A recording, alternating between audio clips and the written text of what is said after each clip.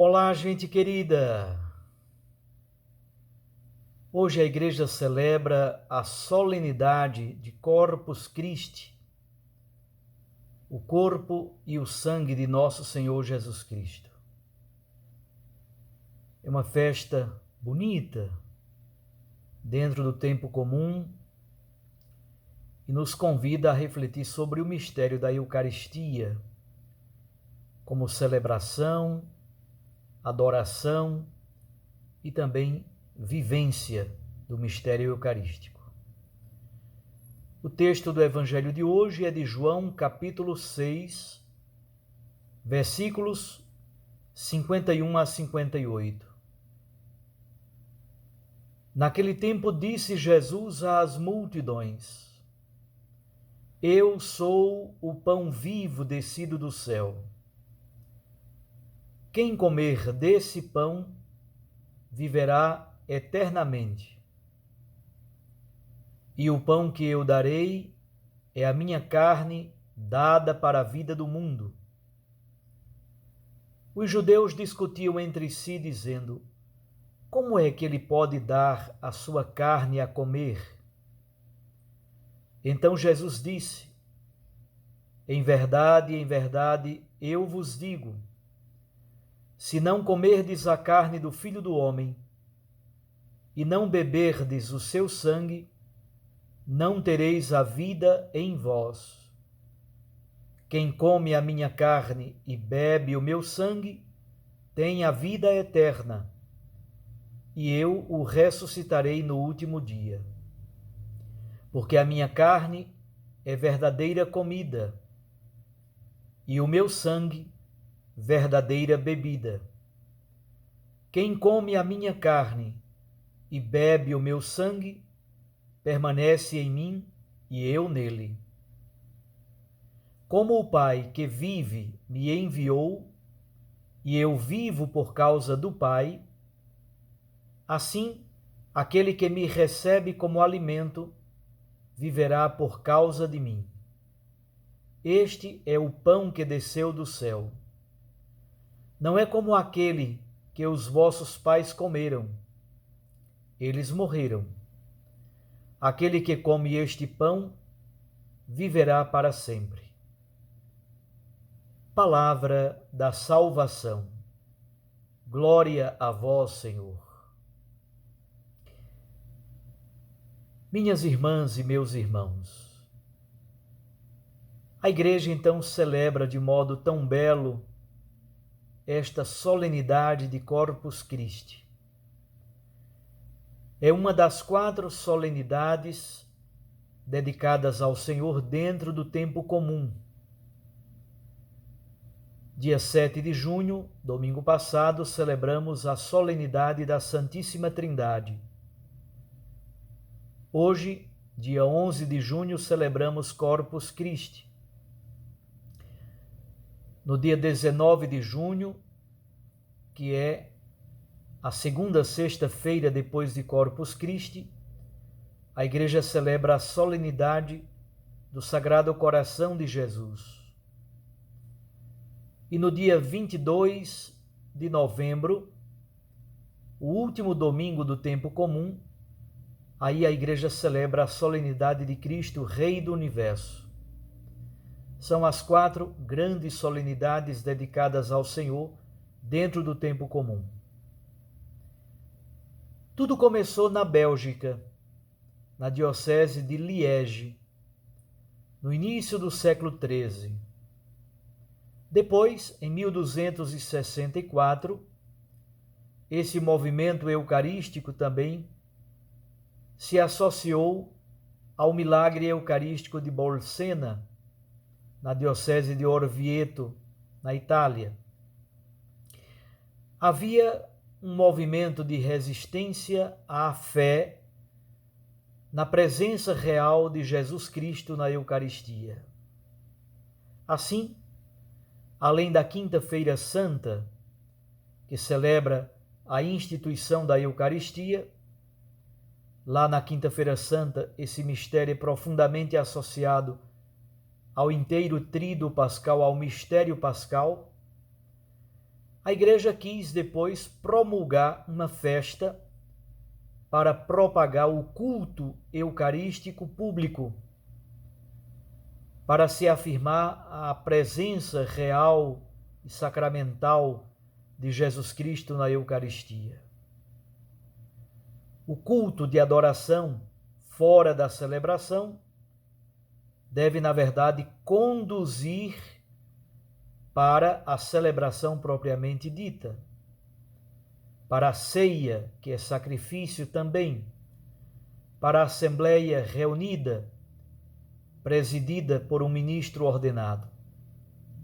Assembleia toda, povo de Deus, ministro ordenado, leigos e leigas, reunidos em torno do altar para celebrar a Eucaristia. Mas também somos convidados a reverenciar e a adorar o mistério dessa presença sacramental e real de Jesus Cristo na Eucaristia. A liturgia de hoje nos recorda um Deus que caminha com o seu povo no deserto, especialmente na primeira leitura do livro do Deuteronômio. Deus satisfaz as necessidades vitais do seu povo num deserto desolador. Oferece a água que brota da rocha para matar a sede.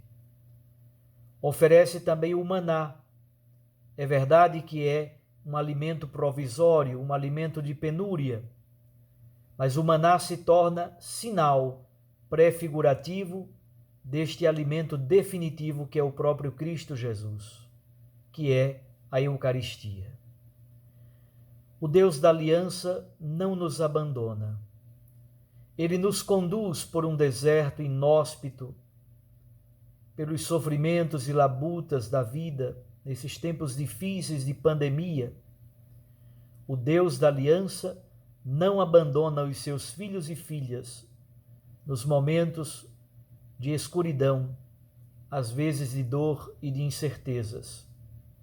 Ele cuida de nós. E São Paulo, na carta aos Coríntios, nos brinda com o texto eucarístico mais antigo do Novo Testamento. Vocês sabem que a primeira carta de Paulo aos Coríntios foi escrita pelo ano 53, muito antes dos evangelhos. O primeiro evangelho escrito é o Evangelho de Marcos, escrito depois do ano 65. Portanto, esse trecho do capítulo 10 de 1 Coríntios é o primeiro texto do Novo Testamento sobre a Eucaristia. O pão que partimos é comunhão com o corpo do Senhor. O cálice que abençoamos é comunhão com o sangue de nosso Senhor Jesus Cristo. E aqui Paulo chama a nossa atenção para um elemento fundamental que deve ser bastante retomado nos dias de hoje: o aspecto eclesial do corpo de Cristo.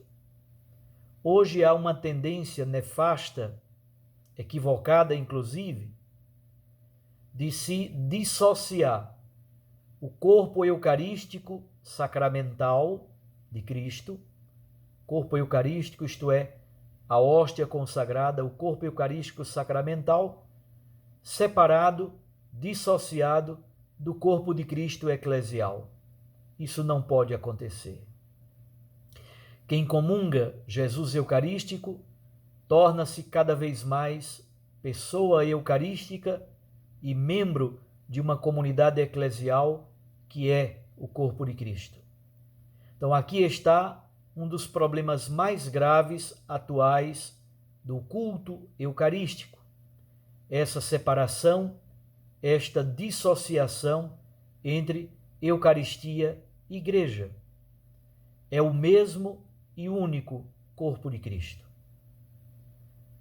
No Evangelho que acabamos de escutar, Jesus faz uma afirmação solene, iniciada pela expressão "eu sou".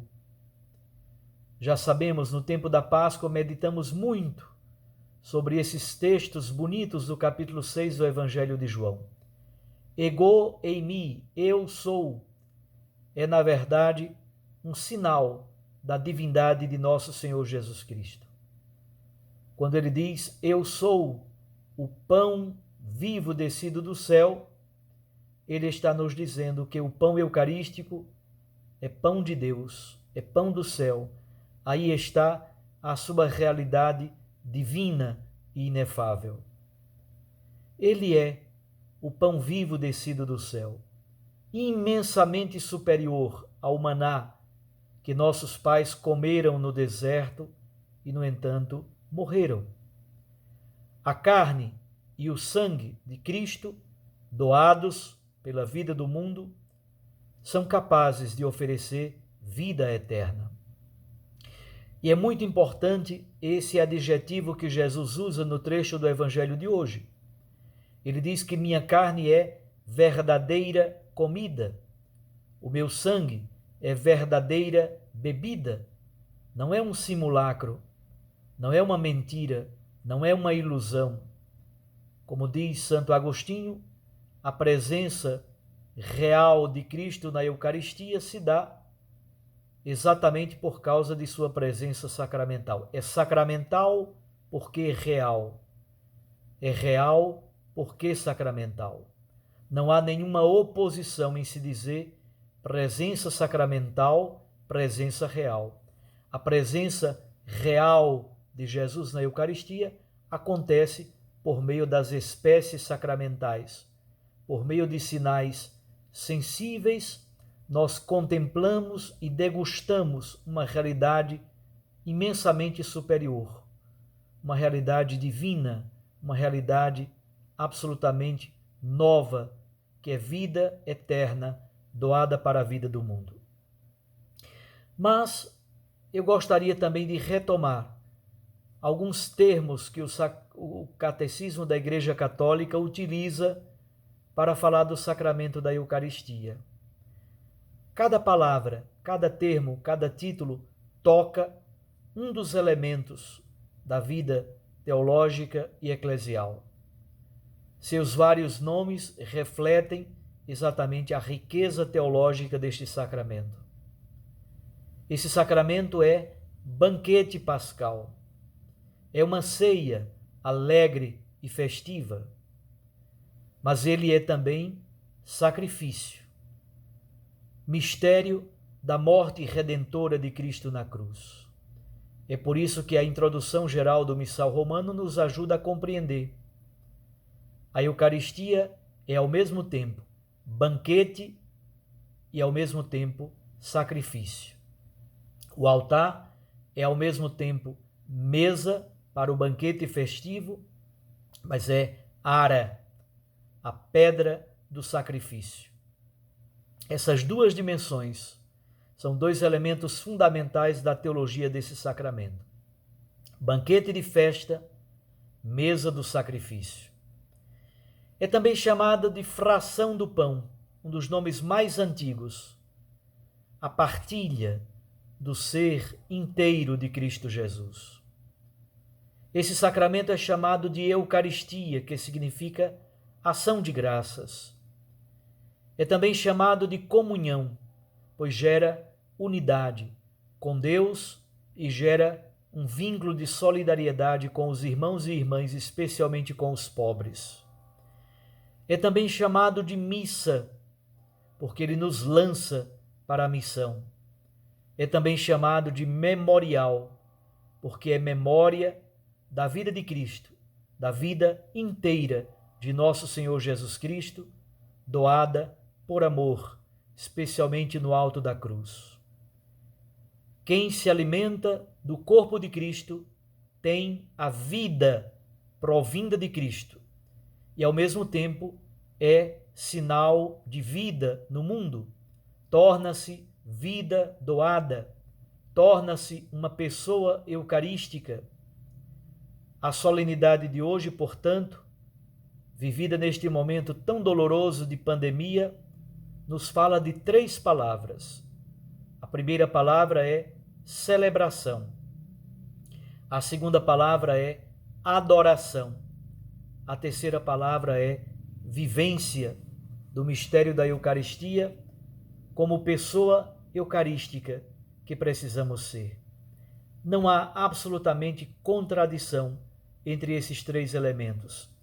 Quem celebra a Eucaristia tem um desejo imenso de adorar Jesus Eucarístico. Quem celebra e adora quer viver como pessoa eucarística. Deus os abençoe, os guarde e os proteja. A palavra aquece o coração. A Eucaristia nos lança para a missão. Fique com Deus e sua Mãe Maria Santíssima e continue firme lendo o Evangelho de Mateus. Até amanhã, se Deus assim nos permitir. Em nome do Pai, e do Filho, e do Espírito Santo. Amém.